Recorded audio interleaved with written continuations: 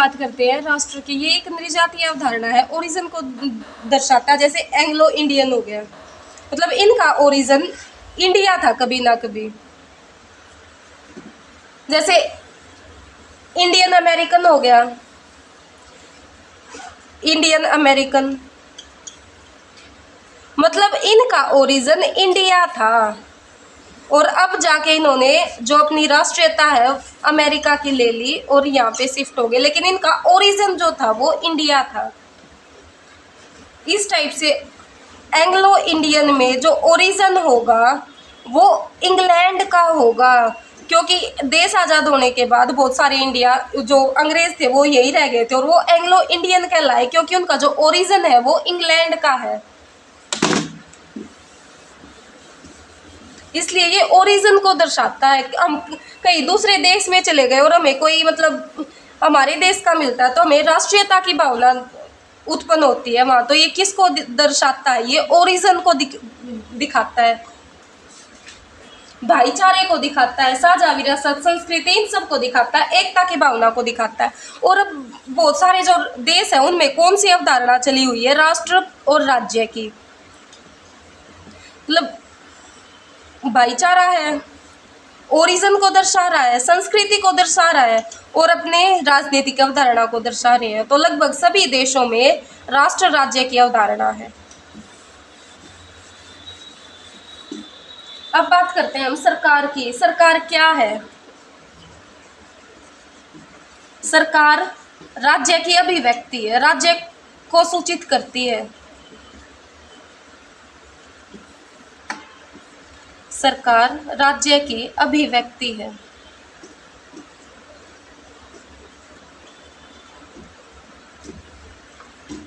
राज्य अपने आप को सरकार के रूप में व्यक्त करता है। सरकार क्या करती है? सरकार राज्य की समस्त शक्तियों का प्रयोग करती है।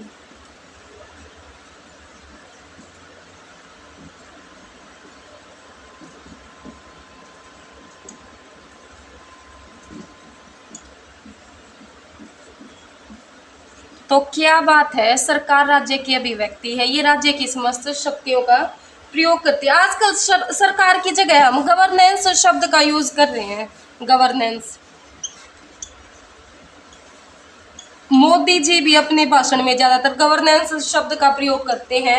इसका मतलब होता है अभिशासन। अब गवर्नेंस शब्द का यूज इतना हो रहा है तो इसका मतलब क्या है? इसका मतलब है कि सरकार की ये वो संस्थागत,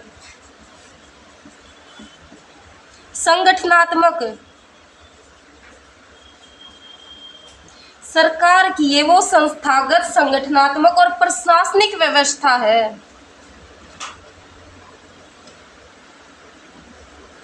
प्रशासनिक व्यवस्था है जिसके माध्यम से सरकार जनता को सेवा और सुरक्षा प्रदान करती है।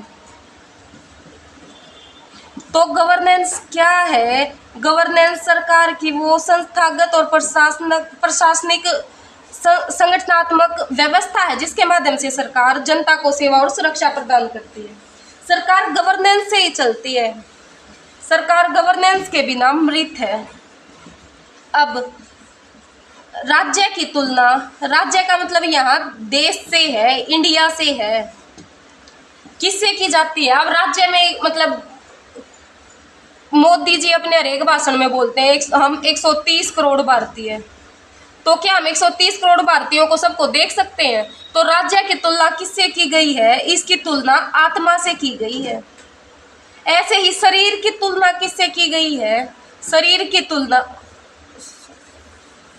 सरकार की तुलना किससे की गई है? सरकार की तुलना शरीर से की गई है। राज्य की तुलना आत्मा से की गई है, सरकार की तुलना शरीर से की गई है। अब सरकार का जो एक इम्पोर्टेंट अंग है, अंग तो नहीं बोल सकते, गवर्नेंस है, अभिशासन है, उसकी तुलना किससे की गई है? उसकी तुलना ब्लड सर्कुलेशन से की गई है।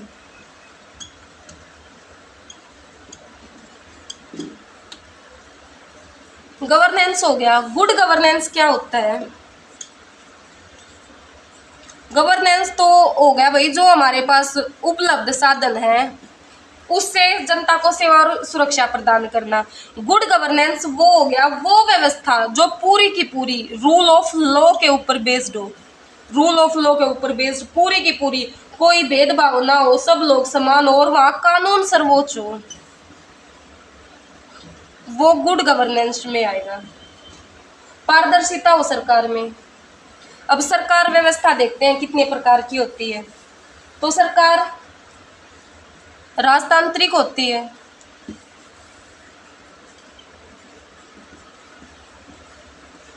लोकतांत्रिक होती है और एक साम्यवादी।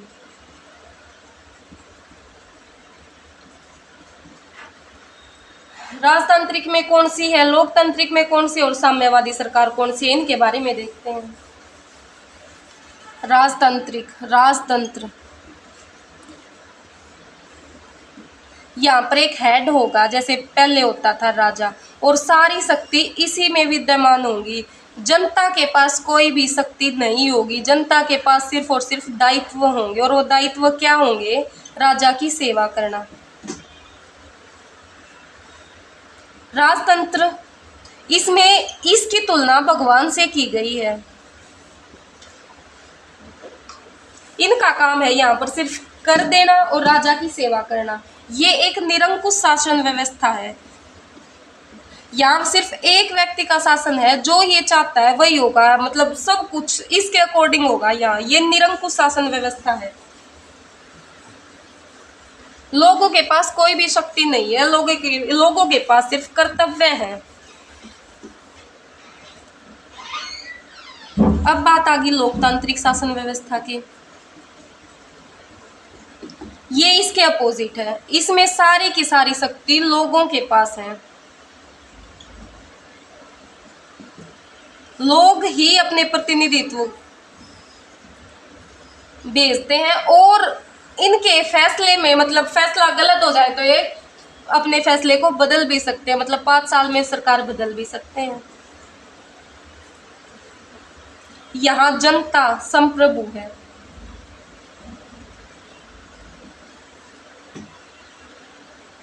यहाँ व्यक्ति का शासन नहीं होता, वहां व्यक्ति का शासन था।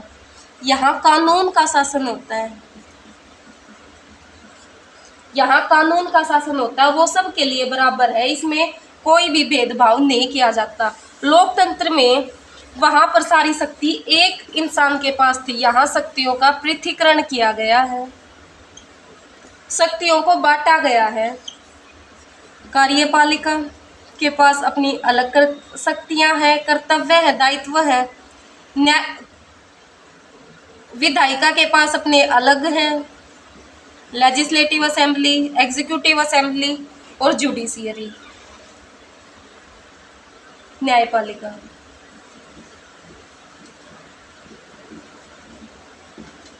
सबका कार्य क्षेत्र निर्धारित है, फिक्स है सबका कार्य क्षेत्र। जनता यहाँ संप्रभु है। यहाँ इस शासन व्यवस्था में समानता और न्याय पर को प्राप्त किया जाता है, लेकिन धीरे धीरे विकास के माध्यम से। अब बात आ गई साम्यवादी। साम्यवादी कौन सी होती है? यहाँ इस साम्यवादी सरकार में स्वतंत्रता और समानता, समानता और न्याय, समानता और न्याय पर ही जोर दिया जाता है और ये बलपूर्वक इसको लागू करवाया जाता है। लोकतांत्रिक सरकार में भी समानता और न्याय पर बल तो दिया जा रहा था, लेकिन धीरे धीरे विकास के माध्यम से, लेकिन इसमें बल ही समानता और न्याय पर दिया जाता है और उनको बलपूर्वक लागू भी करवाया जाता है। सामाजिक और आर्थिक स्तर पर समानता और न्याय को प्राप्त करता है साम्यवादी शासन व्यवस्था।